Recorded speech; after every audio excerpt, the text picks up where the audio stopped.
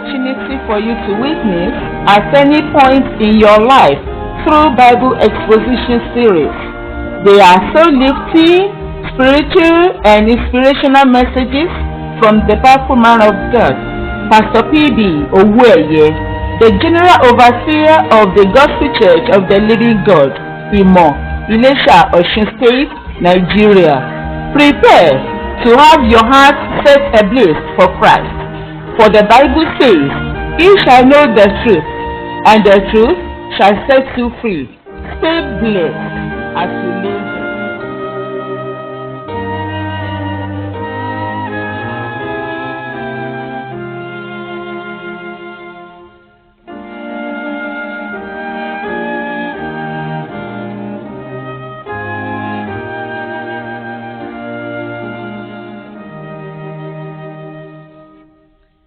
Tún fi ọlá àti ògo forúkọ mímọ́ yín. Give honor, glory to your holy name. Ẹ ràn wá lọ́wọ́ láti gúnlẹ̀ láyọ̀. You help us to land safely. A dá ọjọ́ pé a ó lo ọjọ́ 5.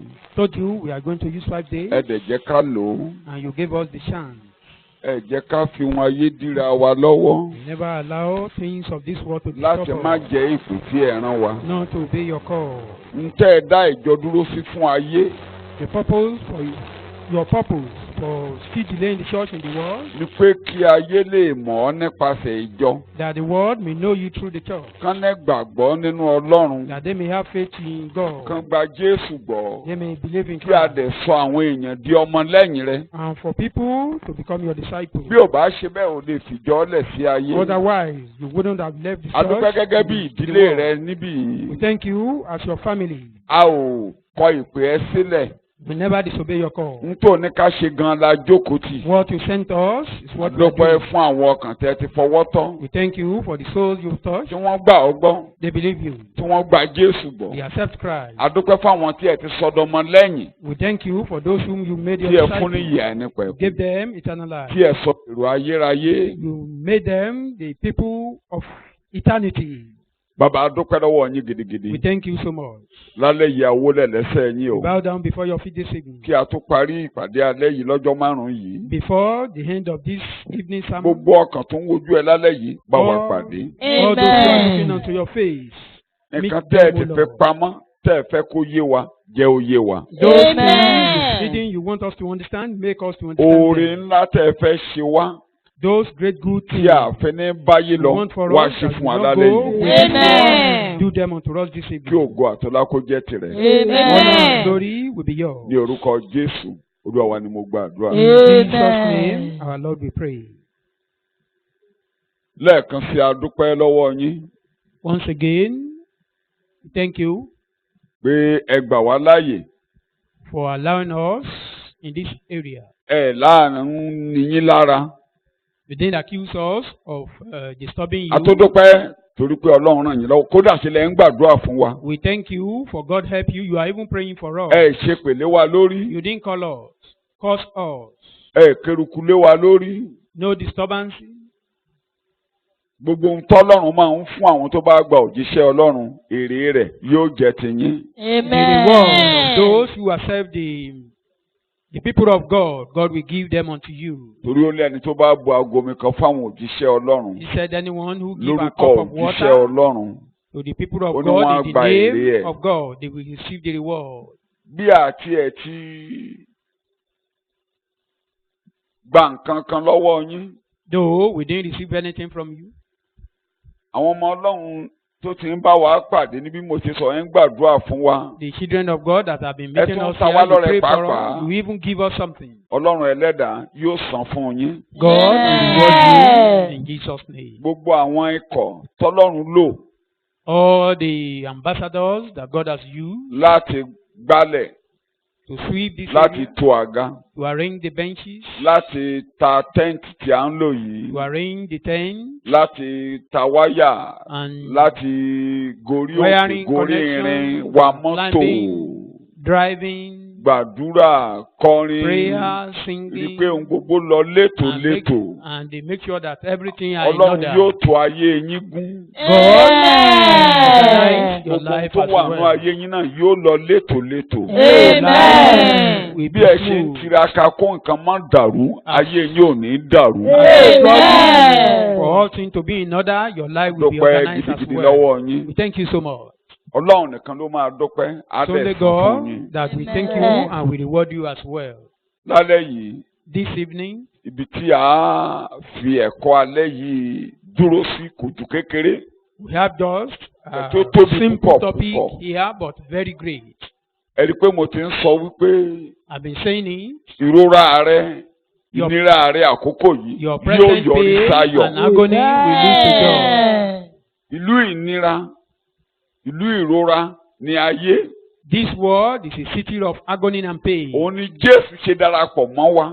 That was why Jesus identified with us. Bíbélì sọ ti ìyà rẹ̀ Bible tẹ́lẹ̀ talk of his suffering àti ògo tí yóò tẹ̀lé. and the glory that Ṣe will ló follow. wáyé wá jìyà. He came to this world to suffer. Ó wá wọnú ìyà wa. He entered into our Ó suffering. mọ̀ pé inú ìnira la wà. He know we are in Ó darapọ̀ mọ́ wa He identified with us kó bàa lè kó wa padà lọ sínú ògo. for him to return us to Ìyẹn ni glory. pé kẹ́ ẹ bọ́ síbi ìtura. That is for us to Kẹ́ ẹ bọ́ síbi tí àtúnẹ́ be padà in wá a place of jìyà rest mọ́. where we will not suffer again. Lórúkọ Jésù ẹ̀ní padà wá jìyà mọ́. May we not suffer Amen. again in Jesus' name.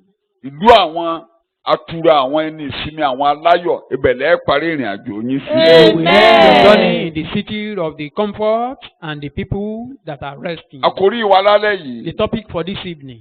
gẹ́gẹ́ bí ọ̀run tuntun àti ayé tuntun ṣe máa dúró níwájú mi níwájú Ọlọ́run bẹ́ẹ̀ náà ni ẹ̀yin tó bá gbà mí gbọ́ yóò dúró níwájú mi láéláé. Just as the new heaven and new heart will remain before God, you shall remain in his presence forever. Ọ̀run tuntun New heaven, àti ayé tuntun new heart. òun nìkan ló máa dúró níwájú Ọlọ́run. Those are things that will remain before God. Ọlọ́run wá sọ pé bẹ́ẹ̀ gẹ́lẹ́ God is now saying, ní ẹ̀yin likewise, tó tẹ̀lé mi tó rí gbàlà the people that followed him, that are ẹ saved, dúró níwájú mi láéláé. to remain in his presence forever. Ìyẹn fi hàn pé àwọn èèyàn kan máa dúró It means some people will remain nígbà tọ́run tuntun bá dúró when the new heart, láyé tuntun bá dúró and new heaven torí remain ayé before God. eléyìí á tán This world, this present world will finish. ọ̀run eléyìí á tán This present heaven ayé will míì finish. ló ń bọ̀ Another new world ọ̀run míì ló ń bọ̀ and new heaven is ayé coming. tuntun The new fún àwọn world ènìyàn for the tuntun. new people. Kí n má làágùn jìnnà ẹ bá mi lókè mọ̀ Meet me in the ṣùgbọ́n heaven. àkórí ẹsẹ̀ alẹ́ yìí But Isaiah for this 66 verse 22. ìwé àìsáyà orí kẹrìndínláàádọ́rin Nítorí ẹsẹ̀ gẹ́gẹ́ bí àwọn ìkejìlélógún. ọ̀run tuntun àti ayé tuntun tí èmi ó ṣe yóò máa dúró níwájú mi bẹ́ẹ̀ ni irú ọmọ rẹ àti orúkọ rẹ yóò dúró bí Olúwa wí. For as the new heavens and the new earth which I make shall remain before me, says the Lord, so shall your offspring and your name remain. Ọlọ́run ń bá irú ọmọ Ísírẹ́lì irú ọmọ David ó ń bá wọn sọ̀rọ̀ níbí God was addressing the seed of pé David mi here, Ọlọ́run that I God, mo máa mú ọ̀run tuntun wá I will bring new heaven, nígbà tí ayé eléyìí while this àti present ọ̀run world eléyìí máa fò and lọ. the present heaven will vanish away. Nítorí náà irú ọmọ Ísírẹ́lì irú ọmọ Abraham The seed of Israel, the àti seed of orúkọ Abraham, rẹ̀ ó máa and wà níwájú his láéláé. name will remain in my presence Kí forever. ló mú eléyìí wá? What brought about this? Ètò ìgbàlà tọ́lọ́run ṣe nípasẹ̀ Jésù. The plan of salvation made by God through Christ Jesus. Òun ló máa múrú ọmọ Ísírẹ́lì dúró níwájú Ọlọ́run. We made the Òun náà seed of ló máa Israel mú remain before ẹ̀yin God. tí ò ṣerú ọmọ Ísírẹ́lì So also you that are not Israelite by birth, tó gba Jésù gbọ́. but accepted Christ, Òun ló máa mú yín dúró níwájú Ọlọ́run. that will make you to remain before God. Jẹ́ kí n lo ẹsẹ̀ bíi méjì Let me use just two verses. kó lè yé yín pé For better ayé understanding, eléyìí that this present world àti ọ̀run eléyìí and this present heaven ó máa lọ o. will vanish. Ẹ jẹ́ ká kọ́kọ́ mu níbi pẹlẹbẹ tí a ti ń jọ ilẹ̀. Let's start from the cradle.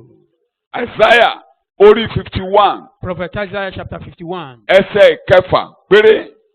verse 6. Isaiah 51, verse 6.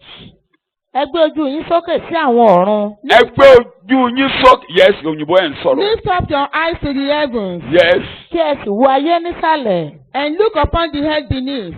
Nítorí àwọn ọ̀run yóò fẹ́ lọ bí èéfín. For the heavens shall vanish away like smoke, Ayé yóò sì di ogbó bí ẹ̀wù. and the earth shall wax old like a garment. Àwọn tí ń gbé inú rẹ̀ yóò sì kú bákan náà. And they that dwell therein shall die in like manner. Ṣùgbọ́n ìgbàlà mi ó wà títí láé. Ibẹ̀ yẹn. My salvation shall be Ibẹ̀ forever. yẹn lẹ ti máa Òdodo ṣe mi kì yóò àkíyèsí sì pé parẹ́. àkíyèsí fún àwọn arákùnrin wa That is observation for our brethren tí wọ́n máa ń sọ wípé that do says àwọn pé Ọlọ́run ò ní pa ẹnikẹ́ni run. that God will not destroy anyone. Nígbà ayé Noah, In the time of Noah, àwọn ènìyàn people tó ń gbénú ayé ìgbà yẹn that dwell in the ni den world, Ọlọ́run sọ pé òun máa parun kò lóun á pa ayé ìgbà yẹn run. God said He will destroy the people, the den Ẹnu people that dwell in ènìyàn, that ohun world, not the ẹlẹ́mìí, den world. ẹranko, Only ekòló, living ajá, things. gbogbo nǹkan ẹlẹ́mìí All living things tó wà they nínú are ayé ìgbà in yẹn, the den world. àwọn yẹn lọ́lọ́run máa kó kúrò.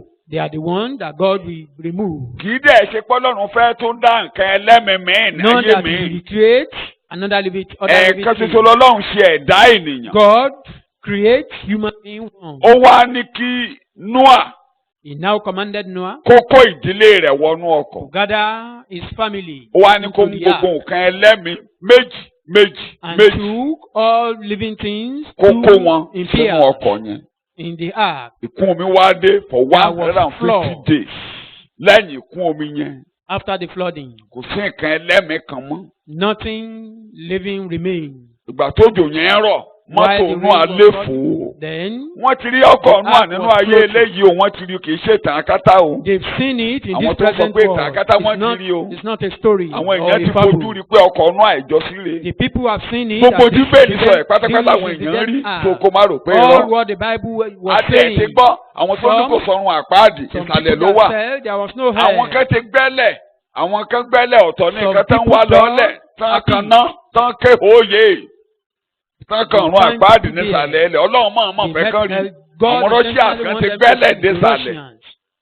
Tí wọ́n rí ibi tí wọ́n ti kó èrò. They find people shout lamenting down there. Ọlọ́run máa fẹ́ kán rí. God intentionally want them to see. So that. kò sí nǹkan tẹ́ ẹ̀ka níbi tí ò tí ì sínú There is Bíbélì. nothing you read in the Bible that is not Gbogbo ìtàn Bíbélì yìí pátápátá gbogbo ibi tí a ń dárúkọ tí Jésù rìn kọjá all where pátápátá we are mentioned, ló wà the nílẹ̀ cities, Ísírẹ́lì wà ní towns, Jerusalem bá kì í all sọ̀rọ̀ of them so were in kì í Israel. ṣe ìwé ìtàn It's akátá not just a fable, a book of a fable not fiction or kì í ṣe fiction. àròsọ tẹ́nìkan kan dédé ro sósọ A fiction, not a fiction. n tó wà láàyè ni It's something that we can see. tó nǹkan ẹlẹ́mìí ló kú nígbà náà.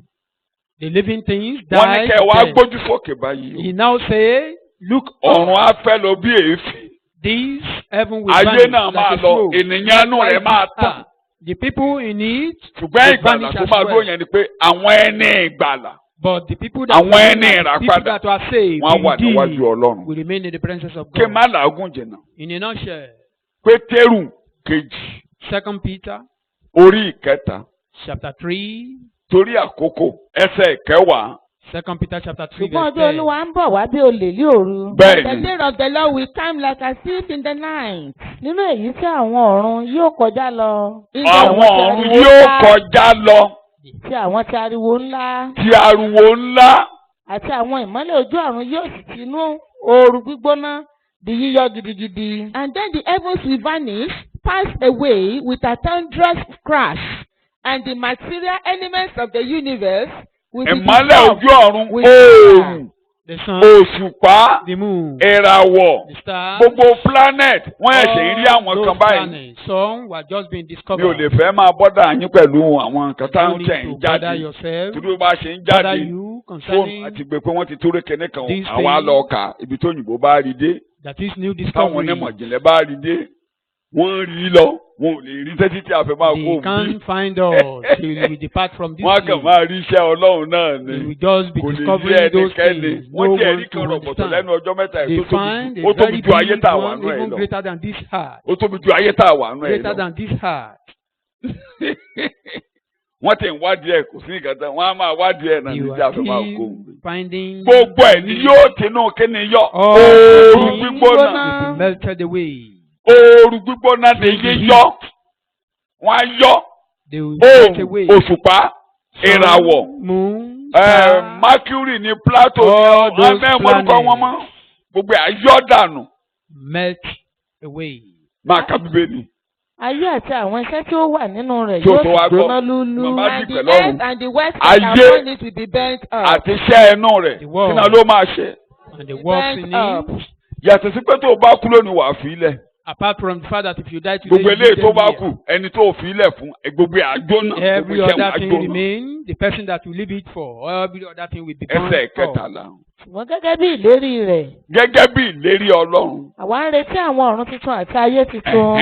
But Ibi we tí ẹ̀ look kọ́ for alẹ́ yìí. heavens and the Àwa new wá ń earth retí according to àwa His promise. ènìyàn Ọlọ́run. We people Àwa of ẹni God, ìràpadà. we redeem. Àwa ń retí ọ̀run We are tuntun expecting àti ayé. new world. nínú èyí tí òdodo Inú eléyìí tí kí ni ń gbé o. We In which righteousness righteousness, uprightness, freedom from sin, and right standing with God So is to eléyìí abide. máa tán. This one we finished. Yàtọ̀ sí pé àwa tó wà ń bí àwọn tá a bá ń bí gbogbo dà. Apart from the fact that we Ew. that are here today, where are those people that we met here? Àwọn alágbára tá a bá ń bí dà. The men of war of them. Àwọn ológo ni àná tó jẹ́ pé ò lè gbáwájú ilé wọn kọjá dà. The then Ogbonis that you cannot even pass the front of their house. Àwọn èèyàn kẹ̀ǹdẹ̀kẹ̀ǹdẹ̀ tó jẹ́ pé àyà yín á máa já láti gba àdúgbò ibi tí wọ́n ń gbé kọjá àwọn The dà. then great people, where are they today? Àwọn àgbà wájú ẹ̀ gbogbo dà. Where are those your elders? Àgbà máa tẹ kàn náà báyìí. You already old. Mo ti ka ẹ̀tẹ̀ kan several times. I read a particular story sometimes or several times Nígbà tí a wà nílé ìwé, while we were still in school. wọ́n kọ́ wa ní history díẹ̀ We were taught kó tó di pé some wọ́n ṣe little of sí history. West African history. European history ní gbogbo ayé mọ̀ ń gbà yẹn. The world we have been taught the European history then. Ọ̀gá history wa kan tiẹ̀ máa ń sọ̀rọ̀ onítẹ̀ bá ti gbọ́ nínú history. Tó bá One sọ of pé our teachers ẹnìkan then, pé is great. when they say someone is great in Ó ní kí history, historian tó lo èdè yẹn ó lẹ́nu yẹn tóbi. before an historian can use that language, it means that person is great in Ìgbà yẹn ó fẹ́ kọ́ wa ní ewu ààrẹ the great. He wanted to taught us Ọba Benin Ewu Ààrẹ lọ́jọ́ the òní Great. báyìí àkọlé yẹn ló ń jẹ́. the Ewu the ààrẹ king of ewu Benin. ààrẹ ògidì gan.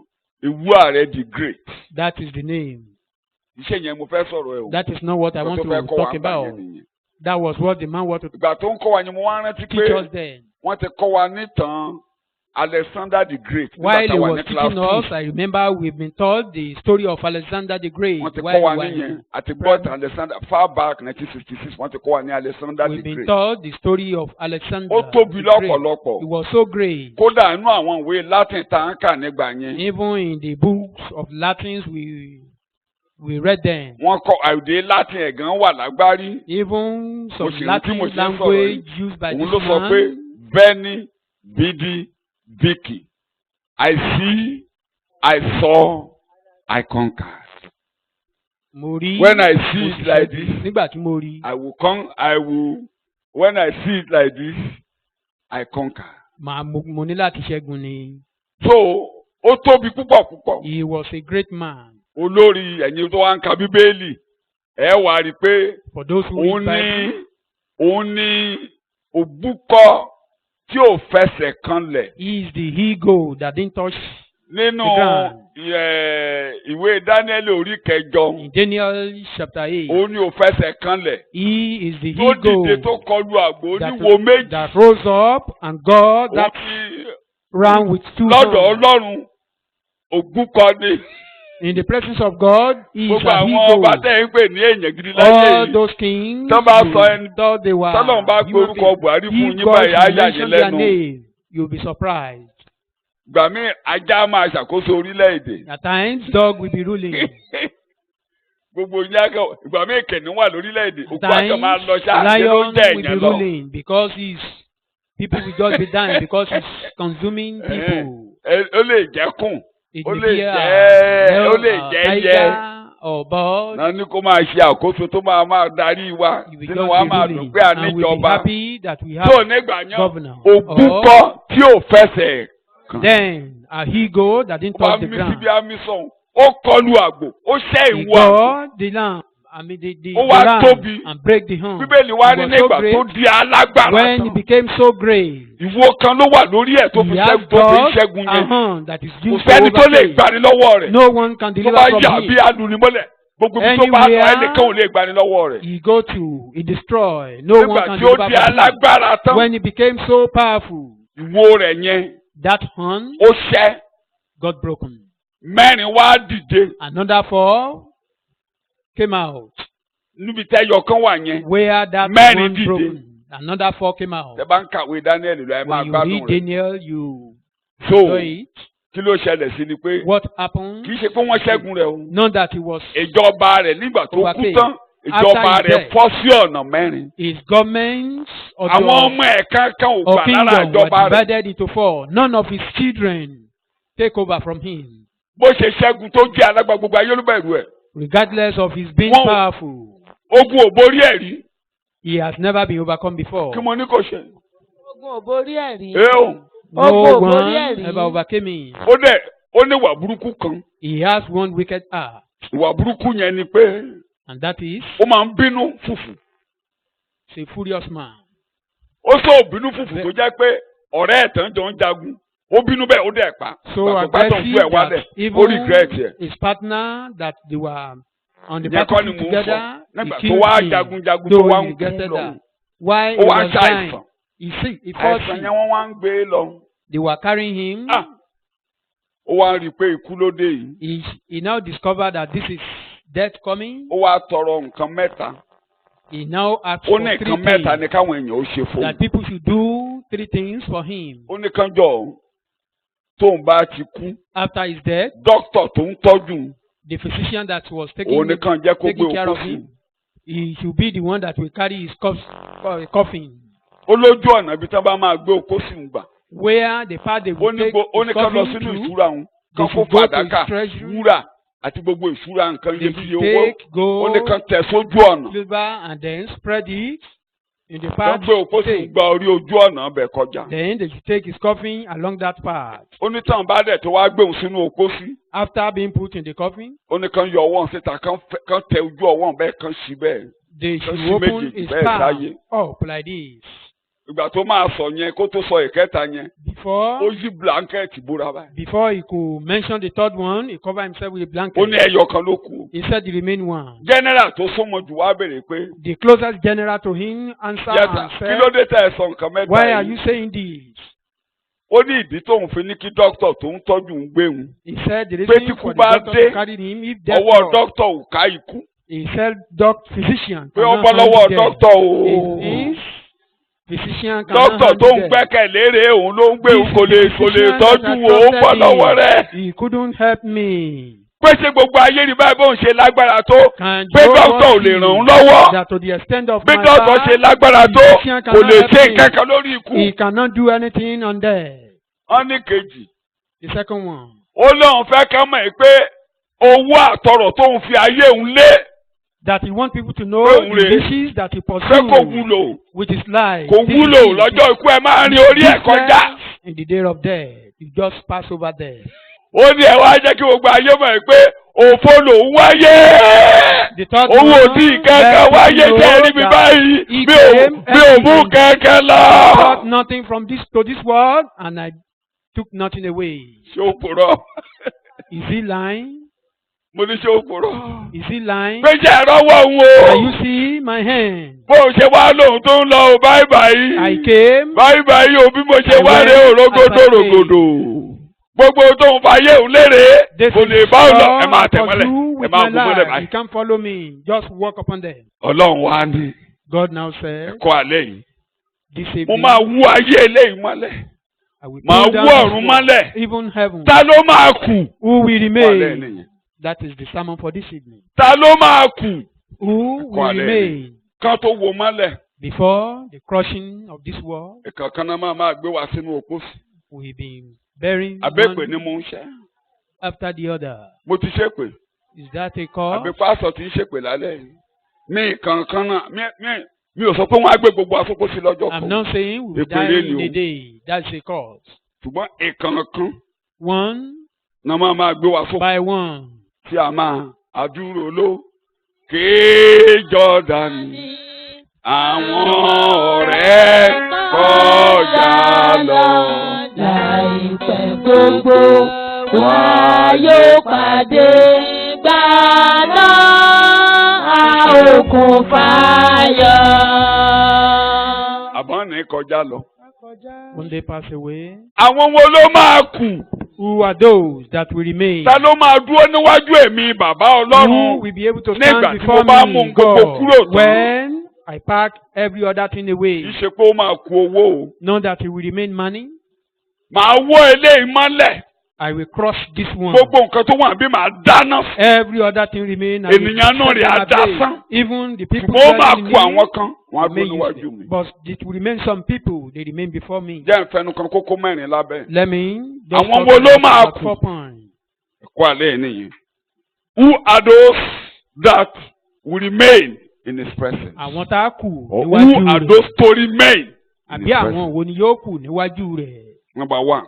Ìkíní. Àwọn tá a bí sínú ìrètí ààyè. Those born into a livelihood A ti bí wa nípa ti ara. will be born physically. Ṣùgbọ́n àwọn tá a bá bí But those who are born sínú ìrètí into ààyè. a livelihood, A tún máa tún wa bí o tá a bá will bí be ọ born again. lẹ́ẹ̀kejì if you sínú if you are ìrètí not born ààyè. again into this Gbàgbé livelihood, ẹ̀, gbàgbé ẹ̀. forget it. Tí a bá dáná sọ́kàn rẹ, If Ká you are fọ- not inspired tí a fi ìyè sọ ìrètí rẹ jí. for life, Gbàgbé ẹ̀, eléyìí ló to máa bá awaken lọ. your whole, you go with this present world. Mo ní akọrin kan ní sọrí tí wàá jí. A songwriter Má kọ o. said, Má revive kọ. our Olódò, whole. olódò. Looking for the city ni o. Sọrí tí wàá jí. Ìyẹn ìgbà má jẹ́ kíre tí wọ́n bá ń kú lọ bá dáná sí. Wọ́n ná sí. Revive our whole. Ìrètí yẹn a gbọ́dọ̀ bí ọ sínú ìrètí ààyè. You must be born into a Nípasẹ̀ livelihood àjíǹde Jésù through the kó resurrection fòkú. of Christ. Sínú ogún tí kìí dé From the bàjẹ́. dead Take into a incorruptible tí a fi pamọ́ dè inheritance that yín never ní. fades, hidden for you in heaven, Pétérù kept kínní for you in heaven. orí ìkínní 1 Peter chapter ẹsẹ̀ 1, kẹta ṣé ìkarùn ni mò ń kà lọ́wọ́ yẹn. verse 3 to 4. 1 Peter 1, 3 to 4. Ẹ jẹ́ 5. níwọ̀nba kékeré. Blessed be the Olùbùkún. God and Father of our Lord Jesus Christ, Bẹ́ẹ̀ ni. which according to his abundant mercy hath begotten us again unto a lively hope by the resurrection Kí of la Jesus fi ń Christ tún from nìyàn the bí? dead. What la do we fi do tún nìyàn bí? to Kí burn ló mú and ìrètí man yẹn wá? another Èkéné again? kí la fi What tún bring- ni bí? What brought about that hope? N tó mú What do we use? ìbéèrè méjì tí mo máa dáhùn bẹ́ẹ̀ yẹn nìyẹn. Kí la fi tún èèyàn bí? What do we use Ẹ bọ́ sí ẹsẹ̀ to burn man kẹtàlélógún. again? Ẹsẹ̀ 23 níbi tá à ń kà Verse yìí. 23. Kí la fi tún èèyàn bí? What do we Bí a use to ti burn tún man yín bí, again? À ń tún yín bí. kì í ṣe láti born lè rí again? sí díbàjẹ́ wá. Àìtún yín bí nínú nǹkan tó ń dé bàjẹ́ Not kọ́ la from fi ń bí corruptible èèyàn. things. Bí was born again. Bàbá ẹ̀ tó bí ọ ó dé bàjẹ́. Your father who gave birth to you, Gbogbo ọmọ tá a bí Corrupted. oníbàjẹ́ ló bí gbogbo wa. we were all born from corruptible things. Ìgbà tó bá dé ìyá la máa gbó lọ. Ọmọ kan gbé Then, fọ́tò kan sórí growing Facebook. old. Wọ́n ní the first woman pilot. Wọ́n gbé fọ́tò ẹ̀ nígbà tó A ti ṣe woman pilot. Torí was placed pékéké on orí Facebook. pékéké. The first Kò tí ì woman kú náà báyìí o. pilot, while she Wọ́n wá was gbé still fọ́tò young. ẹ̀. Ó ti dàgbà. Now Ó old. dàbí èdè. Kí jẹ́ ẹ ṣe là Oǹdó ní kọ bí èdè oníwàásù mi tó wàásù níjẹsán. Mọ̀mọ́ yẹn ti kọjú là Oǹdó. It Gbogbo means ẹbí náà- the faces were Gbogbo all ẹ ti wrinkled. ó ti ṣẹ́ ó ti ẹ̀yin náà mọ̀ ó ń celebrate 100 years ní ọ̀sẹ̀ tó kọjá He yìí. was celebrating Náà wá 100 gbé years. fọ́tò ẹ̀. They now Ẹnìyẹn wá kọ́ síbẹ̀ yìí place pé the piece, the old one. the new ẹwà ẹ̀ one. tó fi ń ṣakọ. This, Ìgbà your tó bá ti ń beauty dàgbà, that you are making Wọ́n á shower ní ká wo with, méjèèjì. they now compare the two. Wọ́n ní ká wò. Mọ̀mọ́ náà fáyìn o. Ṣùgbọ́n Though the mọ̀mọ́ woman ẹwà looked ọjọ́ tí yẹn ò lè charming rí in mú her mú. days, Wọ́n ò but lè you ní cannot, kẹ́gbé. Ṣùgbọ́n tí pọ̀pọ́ ẹ̀ bá ti wà láyé, ó ti máa fáyìn sí. Àbí kò ní fáyìn sí. Á ti máa tọ́jú pọ̀pọ́ ẹ̀. Kí ni mò ń mú jáde? what are we trying to bring out Ni here? pé a máa bàjẹ́. we will eventually Àjù corrupt. àsíkòtò. We will be dropped into grave. Gbogbo tá a gbẹ́kẹ̀lé a máa kẹ̀ lọ. All what we trust in will be Èyí ò ní decayed. ṣiṣẹ́ mọ́. The teeth will be Tó bá yá gan o lè má lè nà dúró mo ṣe nà decayed. dúró yìí mọ́. Even you may not be able to stand right Àbí again. èpè ni mò ń ṣẹ́. Èèó tó bá lórí ọ̀fẹ́ o lè fi díṣẹ́ kẹta ọ̀sẹ̀. If you are opportune, you may use the third leg. wọ́n bá gbé ọ that sórí is a walking wheelchair. stick. That is only if you are not being used. Táwọn if you are bá not rówó put ra in wheelchair wheelchair. fún ọ. If they have money to buy the wheelchair. Tí ó bá rówó ra wheelchair àwọn lè máa gbé ọ̀tọ̀ kan máa gbé ọ yàgbẹ́. If you don't have money, they may be carrying you to Bí àṣà pass dádì hospital mi, and ó urinate. ní grandpa òun. Just like my father, he Kò said mọ̀ his pé òun tètè máa grandfather. kó ní grandpa òun dàgbà gan. He Ìgbà didn't yẹn know ara that ẹ̀ he would ìyàwó die ti fẹ́ soon. kú. Ó ní Peter. He called me Ó ní kò and dẹ̀ yẹ kó said, ń kú o. I shouldn't die Ó ní now. grandpa òun dàgbà gan. Ó ní ṣe ni wọ́n ń gbé My yẹ́rùn. grandfather was so old. They Wọ́n would máa ń place gbé him in yẹ́rùn the ni. sun early in the Mo ní morning. ìrìn àjò tiẹ̀ ni kó o kọjú sí. I said, focus on your own Mo journey. lọ́rùn ní ilé. Heaven is home. Mo ní àtẹnitán gbé yẹ́rùn. Both the one that grow Àtẹni tó kú ní old kékeré. and the one that die Pàtàkì ni pé ká débi prematurely. ìsinmi ní. The most important thing is for you to get Kò home. gbàgbé ẹni tán gbé yẹ́rùn Forget mi ò about the person mọ̀. that Ó ń grew pàtẹ́ ẹ̀ old. fún mi ni mi ò mọ̀. I don't know him. Bàbá but tó only bí ẹ telling gan me mi the ò story. mọ̀. Even I don't even know Ìwọ your father. nìkan ni Not mo to talk mọ̀. of your Ìwọ tí grandfather. mo dẹ̀ mọ̀ yín. Ìròyìn ìyá ẹ nípa ẹ̀kọ́ ni mo ní kí I n fi know lọ. you and the story of Mi ò ní ìdí àti gbé ọ good yẹ́rùn. news or eternal life is what I need to give you. I don't Mo need ti to gbé ọ spread bẹ́ẹ̀ you to ọsibítù some. ni mo ń gbé ọ lọ bẹ́ẹ̀ tí mo ń put gbé ọ you to káàkiri. some. Jẹ́ ká bójútó eléyìí. Let's Tọ́lọ́run bá fẹ́ ká take gbé care ọ of yẹ́rùn. this. A gbé ọ yẹ́rùn. If God Ṣùgbọ́n wants us nísìnyí, to ó ṣe ṣe ká má be gbé ọ keeping you in yẹ́rùn. the sun. Ṣùgbọ́n jẹ́ kí ìyè wọnú. But what I'm saying is allow life to enter into your life. Kò pẹ́ ẹ̀ tó kù. But not too long, Tí he mo ní kò died. ṣe. So ẹni a bá gbé yẹ́rùn. Ẹni a bá ń The gbé person tọ̀ that bá ń was gbé that èṣù. is so Àdúpẹ́ old, lọ́wọ́ Ọlọ́run. they put him in the sun Ẹni á dẹ̀ gbé tọ̀ ń or gbé carry èṣù. him Tó up and tètè down, lọ. Àdúpẹ́ lọ́wọ́ or Ọlọ́run. somebody that died. A bí wa sínú ìdíbàjẹ́. We were born Oníbàjẹ́ ló into bí wa. corruption. Ṣùgbọ́n a máa bí wa. A gbọ́dọ̀ bí wa. We must Kì í be ṣe born. irúgbìn tó ń dìbàjẹ́ náà máa fi bí wa. We will not be born with corruptible things. Not from a mortal origin, seed, Tí o ti gbọ́. Sperm. Ìyẹn ni pé nǹkan máa fi bí wa yẹn kì í ṣe ohun kíkú. It's not mortal Kì í things. ṣe nǹkan ọkùnrin tó ń kú. No, the impotent. Nǹkan ọkùnrin àti thing nǹkan obìnrin tó that the parapọ̀ tó semen bí wa. that can- Ẹni kíkú ló bí wa. We were born Bàbá ẹ̀dà. by the mortal people, Kí mo ti mortal bèrè bàbá ẹ̀. man. Where is O lè lọ your... kíkó tì ní bàbá o. You may Ẹ̀yin ọmọ see kéékèèké. how Ẹ ti lè ní grandpa, great grandpa, you are lucky. Thank God for you.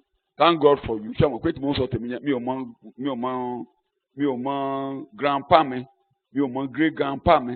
Grandma mi nìkan ni mo mọ̀ nídìí ìyá. I only knew Mo my mọ grandmother. àwọn díẹ̀. I knew Ṣùgbọ́n ti bàbá things, yẹn mi ò tiẹ̀ mọ̀ wọ́n. but in the Bẹ́ẹ̀ mọ yèyé rẹ̀. family of Bẹ́ẹ̀ my mọ bàbá father, I rẹ̀. don't know Débi his pé mother, bẹ́ẹ̀ mọ bàbá his father, rẹ̀ not to ìtàn talk of his lábá. grandfather or grandmother. Àbọ̀ èyí ọbẹ̀ ẹ̀ ni. So irúgbìn tó ń dìbàjẹ́ ni wọ́n fi bí wa. Corruptible thing. We were born with such things. Ṣé ohun tó ń dìbàjẹ́ máa ara àti ẹ̀jẹ̀? Ṣé ohun tó ń dìbàjẹ́ máa jogún ayérayé? Can corruptible Tí things ò bá ní inherit jogún ayérayé, eternal life? a gbọ́dọ̀ wá bí wa sí ayérayé. If it will A not, gbọ́dọ̀ wá then bí we wa must be pẹ̀lú born irúgbìn tí ò èdè into bàjẹ́. a seed that Bíbélì ló cannot ń be sọ corrupt. ìyìnbó yẹn ń wọlé. You have been regenerated, Generated, born again. born again, àtúbí. Not from a mortal origin, Ẹ̀hẹ́n. seed, sperm, but from one that is immortal. By Ntí the, àìdìbàjẹ́ la fi bí wa. We were born Bíbélì ló ń kà. Yes. but from one that is immortal, Ẹ̀hẹ́n. by the ever-living and lasting word of God. Ọ̀rọ̀ Ọlọ́run tó wà láàyè títí the word of God láì tètè kọ́ ṣe that ni. live forever. Ọ̀rọ̀ wà Beginning was the pẹ̀lú word. Ọlọ́run. Ọlọ́run God sì was ni. the word. Ọ̀rọ̀ God náà. was the word. Ọ̀rọ̀ náà ló di ara. The word became Ọ̀rọ̀ náà yìí ládédé takú. flesh. Ìyè inú ẹ̀ lálù ọ́ láyà. It is the Ah, life in the word òtítọ́ that rèé. will prick your Ah. heart. This is the truth. Tára ẹ̀ ò ní balẹ̀ pé Olúwa And you ọ̀rọ̀ will be rí restless. ọ̀rọ̀ rí òtítọ́ This ni. is the word. This Tó is bá the ti lè truth. wọlé Once tó the word wọlé ọ̀ láyà enters, tó wọlé. lay and Tí ó prick your wọlé heart, nìyẹn. Tó bá ti means wọlé tó life gbámú. has entered. Pé òótọ́ rẹ bàbá. Once lóòótọ́ ni mo embrace gbà it, bẹ́ẹ̀. this is the truth. Olúwa ìwọ lolúwa I believe so. ìwọ You lolúwa. are the Lord. Ìyè wọlé nìyí. Then life enter. Àwa tú ọbí nìyí. It means you have been born again. Ìyè wọlé nìyí. Life enter. Kò lè wọlé kó o má mọ̀. It can't enter Á lù ọ́ without your láyà. knowledge. It will prick Á your wọnú heart. ọkàn ẹ. It will enter into your heart. Ọwọ́ yẹn á bà wá dà. You will feel it. Kódà ọ̀rọ̀ mi lè máa gbé ọ lọ́jọ́ mẹ́ta. Even at times, some word may be moving you for 3 O days. tún máa sọ̀rọ̀ yẹn á tọ̀ wá. If you are sleeping in your Ìyè ló wọlé yẹn. while you are sleeping, the word will come to you again. That is the word. Òun la fi tún nìyẹn bí. That is what God So, normally use. Ẹni pé à ń kébù sí agbára ọ̀rọ̀ yẹn ló máa jáde tó The máa power rìn ẹ́ of the lọ́wọ́ pé word will come tó máa out mú and ọ help kó you. ònú ayé eléyìí. We bring tó you máa out of kọjú this ẹ̀ present sọ́dọ̀ world. Ọlọ́run. Then we make So your kì í focus ṣe ọ̀rọ̀ you focus on God. wá ṣọ́ọ̀ṣì rí a Not a ṣọ́ọ̀ṣì rí matter a of náà come dáa to mi our ṣẹ̀kọ́ church. bíbí. Ìyè agbára ọ̀rọ̀ The power of the world. agbára The ọ̀rọ̀ power of the world tó máa ń tún ni bí that will burn you òun again. ló máa lù ọ́ lọ́kàn That is what will tó prick máa your wọnú heart. ọkàn ẹ̀ Penetrate into your sí. heart. Á fi wù ọ́ It will make you ó lè fi wù love ọ́ it for you to ó lè like fàyè it. fún ọ. It may Ó lè render jẹ́ kó rí this ọgbó ò useless dáa to you. ó lè You jẹ́ will- kó rí Ọlọ́run will pé ó reveal dáa. yourself unto yourself, and then reveal God Ó to dàbí you èmi as a ìyàwó good mi man. sọ láàárọ̀ Good person. àjọ kan lẹ́nu ọjọ́ mẹ́ta yẹn ká gbé While ní I láńjọ́ was sínú rẹ̀ discussing ilé. with my wife Lákàn wá ń recently, gbàdúrà èmi ọmọ kan we wà were ní just mọ́tò praying. láàárọ̀ yìí lọ́sàn-án ìgbà mò ń lọ ilé. while I was going Me- home this afternoon, I was discussing with someone. Mi mò ń bá pọ̀pọ̀ mi sọ pé ìgbà mo jálẹ̀ àìgbàgbọ́. I said when I Tán was bá ní ayé dùn unbeliever, nǹkan tán fi ń sọ pé wọ́n fi ń shop life mi ò gbádùn ẹ̀. if they say this word is so sweet, the Wọ́n ní bí word àdùn they use, ṣe ló korò lẹ́nu mi títí mo fi fi ilẹ̀. they said beer is sweet till I leave it. Ẹ̀yin tó ń It remained bitter. kó tó di pé ẹ fi bàjẹ́ kọ́ra ṣé bí àdùn. Before you train yourself with that bitterness, is beer Nígbà really tẹ́ ẹ bẹ̀rẹ̀ ṣé sweet? bí àdùn. By the time you start, is Kí beer ló ṣe really rí lẹ́nu? sweet? Èé o ṣé ṣìnáàpù dùn? Is shinap sweet? Omi jóni ni. Is money. Ẹmu lẹ̀ wá gangan. Even Yàtọ̀ sí ẹmu a ọ̀pẹ palm wine. tuntun. Ọ̀pẹ Apart tuntun tán bá from ṣẹ̀ṣẹ̀ new palm tree tán bá ṣẹ̀ṣẹ̀ or ṣe a ní new tuntun. wine Ìyẹn la farm máa ń pè ní ẹmu obìnrin. is what we call the female Ìyẹn ló máa ń wine, dùn or sánsánsan palm bíi wine. ṣúgà. It's normally sweet. Bẹ́ẹ̀ tí àwọn bàbá wa sọ pé ẹmu eléyìí dáa. But for the old people to Ṣé say ó this dùn? is a very good Ẹ wine, dùn. it can sweet. Pẹ́ mu gidi rèé. Kọ́ bá mu kọ́ọ̀bù méjì nígbà yẹn orí à máa change. If you take Ẹ it up, dùn. you'll be intoxicated. Ẹmu obìnrin yẹn òun la máa That ń wá one la for máa ń fẹ́ female mu is tẹ́ ẹ what bá we dẹ̀ lè normally sílẹ̀ do. lọ́jọ́ kejì á lé And òun if náà you ti leave di it ògógóró. for the second day, it must have been fermented. Ẹ̀dùn mo kàn wo títí nígbà yẹn kí mi tó sọ pé tó ó fún mi I just gbogbo wọn ń gbádùn ẹ gbádùn think about mẹ́ni it then. girlfriend I mo don't tún have tún fi girlfriend. aṣẹ́wó kọ́ mi mo lọ lé I aṣẹ́wó was mo tó kàtọ̀ sí trained mo in tó another mí way, and kẹ́ni mi tún tún bá tọ̀ àìtọ́ a máa tàbí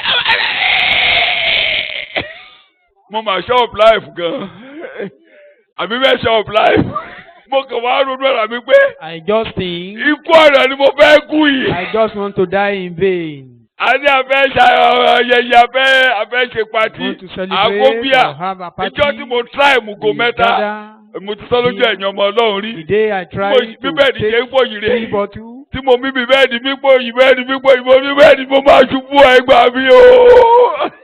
Ṣé àmọ́ pé ìmísí Ọlọ́run is ló jẹ́ kí n rí only pé the inspiration of mi ò God gbádùn that rẹ̀. made me to see that I don't pé kí enjoy n this thing. pé bí Ọlọ́run kan bá wà níbì kan If there is a particular That's God all. elsewhere, then step into my cave. lẹ́ẹ̀kọ́ dẹ̀ ń jáde And the sermon, mo lólúwa teaching was mi ò coming out. gbádùn ayé I said I don't enjoy this mo fẹ́ world. gbádùn ẹ. I want to enjoy you. Mo fẹ́ kó o táyé mi ṣe. I want you to organize Mi ò rí my life. kankan bẹ́ẹ̀ I ẹ̀dùn. couldn't find anything in Ẹ̀dùn. you. It's not sweet. Mo kàtọ̀ sí nínú àgbèrè. Eventually, Mo mu bí àmọ́ mi bì. I contacted gonorrhea, taking beer and started vomiting. Bákẹ́ kúkú ìyàdànù. I would just die Níbi àti Ìbéèrè. wá oògùn káàkiri. where we Ibẹ̀ náà bá ti gbé Looking lùkúdì for- jẹ́. for sham. Kò ní bọ́ lọ́wọ́ yìí. Àwọn oògùn tí ò ràn yín lọ́wọ́. The shams that couldn't help you. Kí mo ní kò jẹ́. Ràn wá lọ́wọ́. So ẹ̀kọ́ lè bá ọ kókò fún ọ. Nọ́ọ̀sẹ̀nsì The gàdàgàdà word tí may mo bá hit kiri you kó tó. and you're Jésù just dá tired sọ̀rọ̀. of it. Ẹ o. Jesus stepped into my case. Agbára ọ̀rọ̀ kan ló ṣiṣẹ́ yìí. It means the power of the Ṣé ẹ ráwọn tí ọ̀rọ̀ bá enter. wọnú wọn bẹ́ẹ̀? Those whom word enter À ń into bí them. yín nípa ọ̀rọ̀ Ọlọ́run You are being born tó through wà the word tó of dúró God. láéláé Remain forever. sínú ìyè. Mo ti padà sí ẹsẹ̀ A ìkẹta. livelihood Nípasẹ̀ àjíǹde Jésù through Kristi the kò nù. resurrection of Bí Christ. Ọlọ́run tó gbé Jésù That dìde. God that raised Pé gbogbo Jesus wa la máa fi sí kòtò. will be buried. Ọlọ́run tó today. gbé dìde ó máa gbé mi dìde But God lọ́jọ́. that raised him Agbára will àjíǹde eventually yẹn raise me. òun ló máa sọ ọkàn rẹ jí. That power of Agbára resurrection will àjíǹde quicken yẹn ló your máa rú heart. ọkàn rẹ It sókè. will inspire your Tó máa heart. mú Jésù wọ̀. Then Jésù will make you to dára. love Jesus. Tó mo máa délé. That I must get Mi ò to. ní báyé eléyìí I lọ. will not go with this present world. Ẹni tó gbé dìde máa gbé mi He dìde. that raised him must raise me. Ó máa táyé mi ṣe. He will organize Ṣé ó my lè life. táyé ẹ ṣe? Can he reshape your life? Ṣé ẹ ráwọn tí ìmísí yẹn ti dé bá? Those whom that Tí inspiration ọkàn has wọn come wá fà upon. pé ẹ̀hẹ́n And àwọn their yẹn ni a gbé heart dìde pé attracted to ẹni tó Jesus. gbé dìde tó mú lọ sọ́run pé ọ̀run ni ilé. That raised Mo him and gbọ́dọ̀ took dé him to ọ̀run. heaven. Mo gbọ́dọ̀ dé That I ọ̀run. must get to heaven as well. Àmọ́ nǹkan mẹ́rin nígbà tá a ṣẹ̀ gba We Jésù. don't know Bẹ́ẹ̀ni any pé ká other kú thing lọ́jọ́ when we kejì accepted mo máa dọ̀run. Christ. Just Mo as máa if in the dọ̀run. second Mo day máa for us dọ̀run. to go. Ẹnu ọjọ́ mẹ́ta tí gbogbo táwọn àwọn tá a jọ gbàgbọ́ tó kù tá a ti kú. Recently, Tá I a bá ń was dúpẹ́ lọ́wọ́ Ọlọ́run. exchanging greeting with A some mọ̀ of pé my èèyàn ń kọ́lé. colleagues. Then we don't know that people build house. A tẹ̀ mọ́ ọ̀rọ̀ ìyàwó gan torí ọ̀dọ́ Even the issue ọ̀dọ́ ni of wá. wife then. Ọ̀rọ̀ ìyàwó we ò were mọ̀ mú youth. láyà wa mọ́.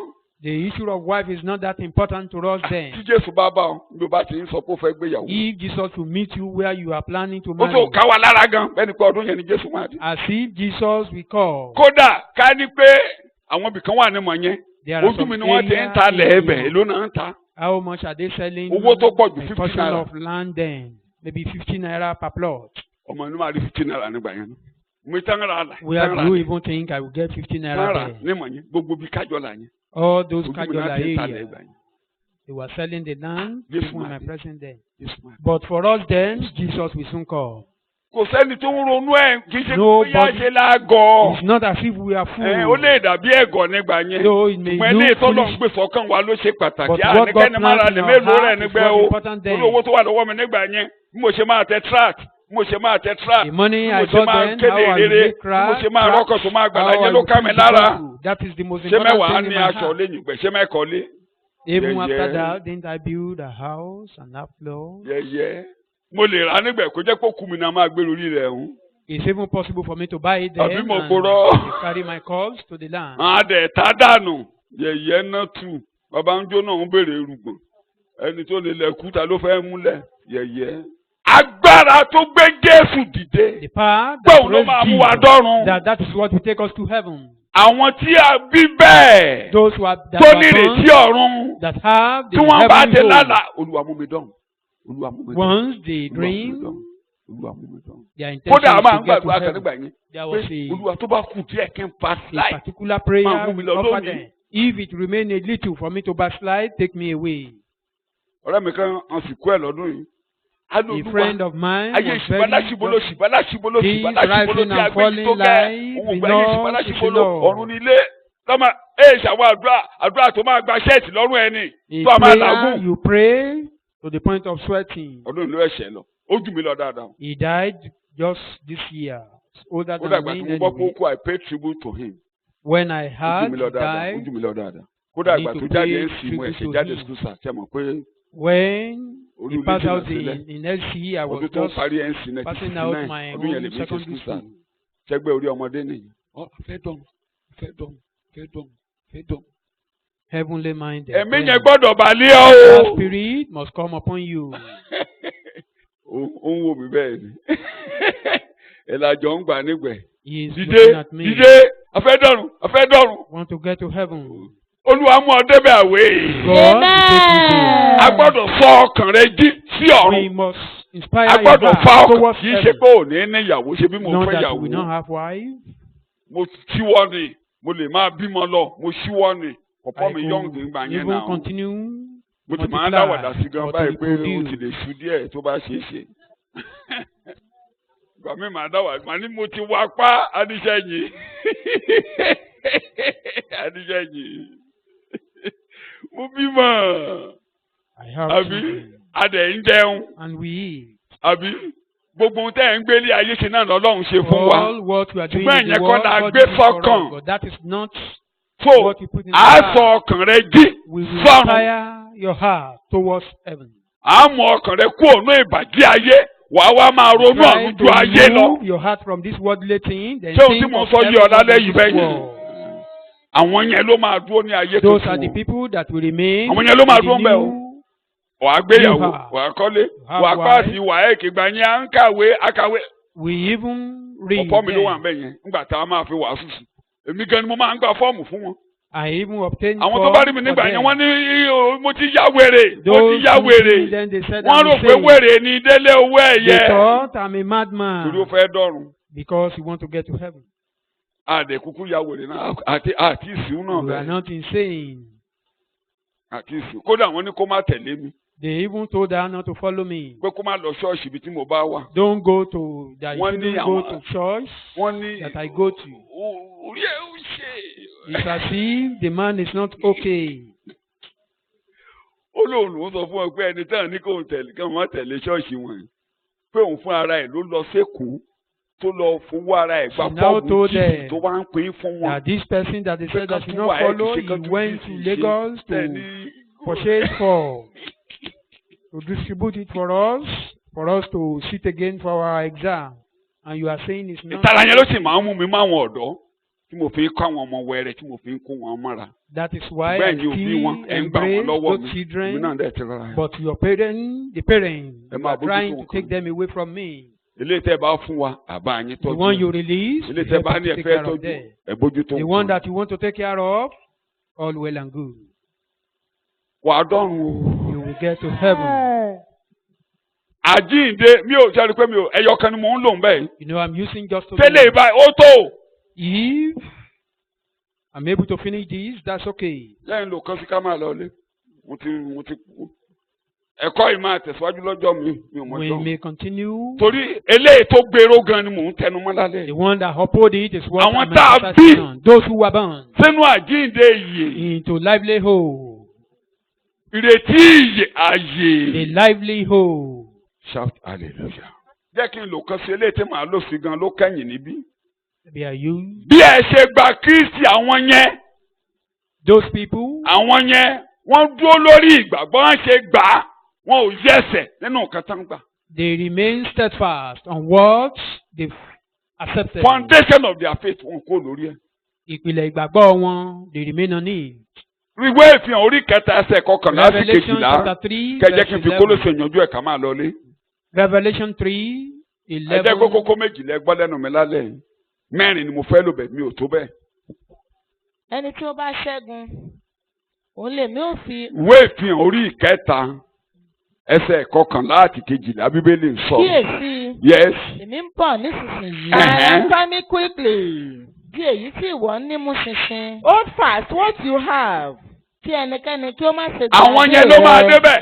Eléyìí tí ìwọ ní kí náà ní kó o ti ṣe. The one you Níbi have, Hold fast what you hold have. fast to it. Wọ́n jẹ́ ó bọ́ Don't o. allow it to fail Ìgbàgbọ́ off. ààyè tó gbà á nì. Ìrètí ààyè tó fi bẹ̀rẹ̀ ìrìn àjò. Má jẹ́ ó bọ́ o. You start with the journey. Kólósè. Don't allow it to fall away. Orí ìkejì ẹsẹ̀ ìkẹfà. Colossians chapter 2 verse 6. Màá parí ẹ̀kọ́ síbẹ̀ àmọ́ àrélé. Pàdé mi lókè ìmọ̀. Ìpàdé ìta gbangba ọ̀ráyè tún fẹ́kẹ́. Nítorí náà bí ẹ̀yin ti gba Kristi Jésù Bí ẹ Olúwa. ṣe gbó lẹ ṣe gbà á. As you have therefore Ìgbà received mi à ń Christ, bè ọmọ tí mò ń gbé lọ lónìí. Jesus the Lord. The À ń bọ̀ person- ṣọ́ọ̀ṣì. Mo bá lójú ọ̀nà kò fẹ́ kí n gbé òun. I met him along the way. Kí n má bàa rí i torí mi ò Very wẹ̀ gbẹ́. reluctant, Bẹ̀tí bẹ́ẹ̀ wá jẹ́ rọ́ọ̀fù ọ̀nà ṣọ́ọ̀ṣì. but it was a rough Kò sí bí area o ṣe ní or wẹ̀ rough pẹ̀lú ibi road. tó There is rọ̀fù no lọ́nà way I ṣọ́ọ̀ṣì. will not look sideways. Tòmọ́ wa rọra ń wà, ó wá lọ sí ó kọjú sí gànà. You face other side. Bó ṣe máa ń tijú nìyẹn o, ọmọ mi dáadáa. Mo bá dúró, mo bá ṣí gíláàsì mọ́tò. Mo bá pè mẹ́ni dárúkọ ẹ̀ mẹ́fẹ̀kẹ́ rẹ̀ rìn. Torí èsì ń bí ọtí travel báyìí. Mo wá dárúkọ ẹ̀. Mo ní òfẹ́ wọnú gànà fẹ́ǹsì I yẹn. now call the person you Kí n má want to bàa enter into jágbe the ọ. world for me not to lead you. Ẹni kó máa bọ̀. I now Ó ní call. rárá. Mo ti rí ọ torí kì í fẹ́ kí n gbé òun bá dẹ̀ ti gbé. Màá gbé débi tó ti máa wọkọ̀. Ìjọ́ kan mo ní màá sáré gbé ọ dé Ìbàdàn. Mo bá ti gbé ẹ dé Ìbàdàn. màá wá bá pọ̀pọ̀ mi lé. There was a day I told her that I will lift you up to tó Ibadan. mo ṣe gbèdé Then I come back. mo á ní àwa ń sọ̀rọ̀ ìgbàgbọ́ lọ mo ní jọ mo nítorí ìgbà táwa gbàgbọ́ ó lè jẹ́ pé ayé òde òní ti yàtọ̀. I said mo ní maybe ṣé ìgbàgbọ́ things have Jésù kan changed. lé ní. I said, is this faith in Christ so torí mo kàn ó tough báwọn like ọ̀dọ́ that? ṣe ń ṣe mo ronú débẹ̀ ní I ṣé ó look lé at how ní. these days youth Hmm? handle it. ìròyìn kan ni mo gbọ́ lálẹ́ àná tó àbí láǹjẹ jẹ́ta ni. I heard a Tí particular news maybe day before aláìgbàgbọ́ kan ló ń yesterday. tó torí A àwọn non-believer, kan lára àwọn ọmọ ṣọ́ọ̀ṣì wa He saw tó some jẹ́ pé wọ́n sọ pé member ẹ̀sùn of ni our wọ́n church ẹ̀sùn ni wọ́n that àwọn they- ọ̀ṣọ́ burúkú àní ẹ̀sùn they ni wọ́n put on a máa some- dọ́kọ káàkiri àdúgbò ẹ̀sùn ni wọ́n. rough, maybe have naked clothes, and they will be Ó messing up ṣàtò themselves dọ́ni. around the area. mo wá ń béèrè lọ́wọ́ arábìnrin mo ní I was asking, ṣé the ìgbàgbọ́ sister, ọ̀kan lé ní. is this ó faith ní so dáàdì tough? ó ní bóyá bí nǹkan ṣe ń jáde lóde òní ló ṣe dàbẹ́ ni pé ó le. Now said maybe how things, mo nítorí are coming ẹ̀yin out ló ń this gbàgbọ́ day. báyìí ṣó ó le ni is it so soft? ṣé ìgbàgbọ́ ṣó ó le ni Is faith pé of kí today Jésù so tàyè ẹ̀ tough? ṣó ó le ni. For Jesus to free reorganize one's gbogbo sọ pé life? ìgbà tí wàá ẹ̀ le ni I pé said in our sọ̀rọ̀ own pé days tèmi it's mo not sọ that yẹn all. inú ṣọ́ọ̀ṣì bẹ́ẹ̀ mo ti máa ṣe tẹ́símọ́nì pé mo ṣàgbèrè mo kàtọ̀ sí pé Jésù gbà mí. I Àwọn tó testify ṣẹ́jú inú ṣọ́ọ̀ṣì in máa the sọ pé church, in those days, mo ní boyfriend those who mẹ́fà aborted, àwọn girls gbogbo wọn dẹ̀ márì they will ìyàwó give pásítọ̀ lọ́pọ̀lọpọ̀ wọn lónìí testimony. bẹ́ẹ̀. Even some of them are wives to pastors. We have 5, 6 boyfriends. Pé àwọn abáni Thank God Jésù gba ayé mi là. ọkùnrin abánidẹ́ṣẹ̀ bíi mẹ́fà ni mo ní tẹ́lẹ̀, ṣùgbọ́n lónìí báyìí Ọlọ́run ti gbà mí là. Èmi máa sọ publicly Some people will pé declare there was a it time tọkùnrin publicly márùn-ún bá ń fún. that 5 men Kó have tó bá appeared with Jésù her pàdé. before she was saved. Ìgbà yẹn náà máa ń bú wa àní lọ sí ṣọ́ọ̀ṣì àwọn SU àní Amẹ́ríkà Then they do abuse us that we are àní confessing. jẹ̀lẹ̀ Amẹ́ríkà àní ẹnìkan tiẹ̀ sọ ó ní kéde kan la máa ń tọ́ sáwọn ọmọ lẹ́nu tó bá ti dé ṣọ́ọ̀ṣì ṣe ló Somebody oníkálukú máa ń said kà we normally oníkálukú put àwa something máa into their kà. mouth that they be now confessing what they've done. Tí sísà kan bá jẹ́wọ́ lónìí pé òun ṣẹ́yún méjì rí If a sister should confess today that he bóyá ló ṣe máa aborted rọ́kọ. two pregnancies, maybe Ṣé la máa ń he fẹ́ràn don't wọn? have Irú àwọn yẹn gan la fẹ́ fẹ́. husband. Àbí mo pẹ̀rọ bùrọ̀dá pé ẹni ìgbà Jésù lọ́rùn. Even we love such people that this person Oyún márùn-ún, eventually oyún méjì ló ṣẹ́ rí. accepted Christ. You aborted two pregnancies. Àwọn tó wọlé olóògùn gbogbo Those ìrìn àjò tó ní kálukú rìn. Who enter Nǹkan tí into Herbert ìyẹn la fi ń ṣe house, testimony nínú that is church. what we use as Kì í ṣe testimony in those testimony days. pé mo gba visa. Not that I obtained a visa. Kì í ṣe testimony pé mo mu mi òróró ẹ̀fọ́rí lọ. Not that I drank Testimony oil pé and mo rí ìgbà. the testimony of our salvation. Bí ẹ ṣe gba Kristi bẹ́ẹ̀ ni kí ẹ ṣe rìn ní. So Inú also rẹ̀. Kí ẹ what we fi need gbòǹgbò. Múlẹ̀. to be established. Béèrè bó ló ṣe gbà. Tó o bá gbà How dáadáa. did you accept him? Ẹ̀yin ọmọ Ọlọ́run tó ń bá mi rìn. Those children of God. Mo the fi children of ìyà God that Jésù walk with me, kọ́ yín I àti trained ògo tí ó you, I tẹ̀lé. taught you Mo kó yín lọ the síbi suffering of Christ and the àgbélébù. glory to follow. Mo ń jẹ́ kẹ́rì pé ibi àgbélébù láti parí ẹ̀ṣẹ̀ tí a I make parí you ìyà. see that Àjíǹde in ló the mú ìyè cross, wá. our sovereign ended. It is Bẹ́ẹ̀ tẹ́ ẹ bá resurrection ti that gbà brings bẹ́ẹ̀ tẹ́ about fi ń life. jẹ́wọ́ màmá ní ká máa jẹ́wọ́. Once you Ìpè believe òní in jà mí mọ́. that, Bí ẹ ṣe gbà ẹ rìn you accept ní. it. Inú rẹ̀. Walk in it likewise. Walk, regulate your life, conduct Jẹ́ káyé ẹ yourself bá mú. Jẹ́ káyé ẹ bá mú. Let it be in be union with compatible and with your conformity life. Títí to ọjọ́ him. mẹ́rin ni mo láti ṣe tán lẹ́nu ọjọ́ mẹ́rin yìí. Kojú gbogbo ohun tí a tò níbẹ̀ kojú kan tí Jésù ṣe fún wa. In tó máa the fàyè body ṣe of lónìí, it, títí wà sí all délé what òkú. Jesus did for us, Jókòó and what tì í. we use, what we use your life for, till you get to the Wà á dúró lọ́dọ̀ Jésù láyé glorious rẹ̀. home. May you stand with him in eternity. Bẹ́ẹ̀ni, kán bá ti fi kọ motivational speaker pé wà á expand, wà á ní owó But if you lẹ́ẹ̀kẹ̀sì. follow the Wà á kọ́lé mọ́lé, wà á motivational ní tírélà speaker, mẹ́wàá. you will Wà á build ní it, tírélà you will mẹ́wàá. do that. You, Alexander the Great.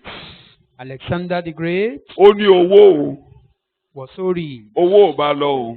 Money never followed him. Ẹ̀yin àmọ́ òde òní ẹ̀ mà bàbá àjànàkú. Many of Bàbá Àjànàkú lówó ńlẹ̀ yìí, ó we ní don't owó. know Baba Janaku. He was a rich man. Mo bá ń lè ṣà, ó ní owó. I still met him in this town. wíìlì tó ṣe ó ní ká má fọwọ́ kan owó òun ká má The pín fún will ẹnikẹ́ni he did until that after they shouldn't 25 years. touch his ó ní money kí gbogbo ọmọ lọ till ṣiṣẹ́. after 25 years that his children ohun should tó go ó and fi work. kan lẹ̀ tán máa fi sìnkú bọ́búrẹ̀ owó tán dẹ̀ He bá ń lẹ̀ left many ayé things. ìgbà yẹn 504 làwọn mọ́tò tó dáa àwọn ọmọ ẹ jáde wọn lọ ra Then 504 Peugeot was the tí àrọ̀bà best car. kankan lẹ́nìkan kan rà nínú àwọn ọmọ. And immediately the man wọ́n lè died. sìnkú ẹ̀ The dáadáa fún children good bought 25 years fún Peugeot ọ̀fọwọ́ kan. brand new one. ó wíìlì àwọn kan fún ìjọba He willed some property for government. èlò ló mú lọ. How much did he take away? ọmọ ilé àmúgbangba bí ẹkùn àmọ́ ń lè ṣà. Baba Omali as èlò ló well. mú lọ. How much did he take away? èlò ló mú lọ. bàbá tiẹ̀ èlò ló mú lọ. Your own father, how much did he take away? bàbá tiẹ̀ tàn ọ́ jẹ. When they are mi ò sọ deceiving pé wà á you, ní òrì òkú ọmọ I'm àárín not òrì. saying you will be naked. kọ́ba ti gba Jésù Ọlọ́run á tọ́jú rẹ̀. Once you accept Àbí Christ, léwu God bẹ́ẹ̀ will pé take care of àtọ́jú rẹ̀. you. Or màá ní haven't kẹ́ẹ̀wò I mi told ó you tọ́jú mi. take care of ibi you? tán wọ́n máa ń pè mí ní wèrè. He took care of me. ṣé wèrè ni mi báyìí They jẹ́? called me àwọn fool kẹ́jì lè pè mí ní in wèrè those wọ́n mà days. tẹ́lẹ̀ wèrè ni ó Though dáa. some people may still tó bá continue tẹ̀lé mi á that. dáa fún ọ. If you follow me, it will be torí well mò ń with tẹ̀lé you. Jésù Because I'm olùgbàlà. following Christ Jesus. bí ẹ ṣe gba Kristi As you accept Christ, ẹ tó ayé yín ẹ gbé ayé yín lé Wọ́n- regulate. mo fẹ́ lọ mo ti aago méje tì mí. oya sáré ka regulate your life. As you have therefore received Christ, Regulate. even Jesus Christ, work, regulate your life, conduct yourself in union with and conformity to Him. bá Jésù fi ayé ẹ bá Jésù kọ wọrin. walk with Christ with your life. méjì péré ni mo sọ lálẹ́. Just 2 points. àwọn yẹn máa dúró Those people nígbà tí ayé bá will stand kọjá lọ. firm when this world, Olúwa jàre Doing. mo Lord, fẹ́ dúró help nígbà me tí to ayé máa stand kọjá lọ. while gbàdúrà this bẹ́ẹ̀ ní world sókè is mo over. lọlé mo fẹ́ dúró. Help me to stand Nígbà before tí ayé you bá máa while kọjá this lọ. world is over. nígbà tí ohun gbogbo bá kọjá lọ. ilé tí a kò fi ọwọ́ kàn. ayérayé nínú ọ̀run. ibi ìsinmi wà. ní orúkọ Jésù ni a gbàdúrà. Amen. Bàbá ó kalẹ̀ pé torí bẹ́ẹ̀ ló ṣe wáyé Lord, they settle that you kó came lè to this kó world for èèyàn this tuntun purpose. wọnú ayé For tuntun. you to gather new Gbogbo àwọn tó people gbọ́ ọ to lálẹ́ new ìtọ̀rọ̀ heart. ìtúyé Olúwa Those kà who wá are yẹ. here, you didn't Amen. understand, count us worthy. A ti ń gbọ́ a tún gbọ́ We'll be hearing lọ́tún it, Olúwa we kà heard wá it yẹ. anew. Count us Amen. worthy. Ẹ ní báyé eléyìí lọ. You will not go Amen. with this present world. Ẹ ní báyé eléyìí lọ. You will not go with this present world. Ìjọ́kíjọ́ tí Olúwa bá pè yín ẹ débi Anytime ìsinmi. when God Amen. get to the place of Ẹ rest, ní fìbànújẹ́ parí ìrìn you àjò. will Amen. end your journey with sorrow. Ayé eléyìí ò ní ṣẹ́gun yín. This world will not overcome you. Ẹ̀ṣẹ̀ ò ní borí yín. Will not overcome you. Ẹ má bá yín kọ́ wọ́rin. Amen. Ètò ńlá tọ́lọ́run ṣe yìí This ẹ ní great plan of pàdánù God, Amen. there is a need. nínú ayé tẹ̀ ẹ́ rìn kọjá In yìí this Olúwa world we are fàyè passing yín through. dára. God will Amen. illustrate with your Á life. fi yín ṣèrànwọ́ fún ayé. Amen. Torí àwọn áńgẹ́lì fẹ́ wu àrà tẹ́ ẹ dá. Because angels want to see Olúwa you yóò fi yín demonstrate. dára ní ayé. God will demonstrate your Amen. life. Ẹ má in bá this yín world. kọ́ wọ́rin. Amen. Ní orúkọ Jésù ni mo gbàdúrà. Amen. Sàmì mẹ́ta tó kanlẹ̀ dáadáa. Amen. Amen.